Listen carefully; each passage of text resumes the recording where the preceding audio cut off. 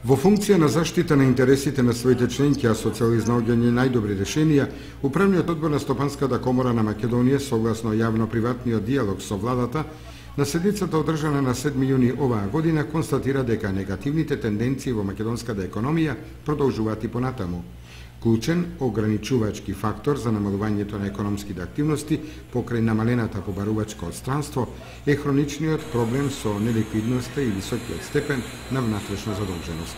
Оценувајќи актуелната состојба во домашната економија, ДНОВ промовираше две економски мерки кои ги поддржа и Управниот одбор на Стопанската комора на Македонија. Ги поддржавме овие две мерки и владата што ги реализира во моментот, користењето на 100 милиони евра кредитна линија по поволни услови од Европската инвестициона банка и докапитализацијата на Македонската банка за поддршка на развојот. Меѓутоа, доколку дојде до понатамошно комплицирање на ситуацијата, ќе бараме вертикална интервенција во одредни сектори кои се носечки столбови на македонската економија.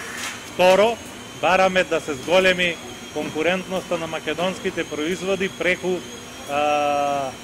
директна поддршка на домашното производство од страна на владата, преку определени субвенционирања, преку определени кредитирања, кои што ќе овозможат компаниите да го задржат постојниот број на вработени и да остварат било каков раст, кој што во услови на сеопшта рецесија во Европа ќе биде многу значаен елемент.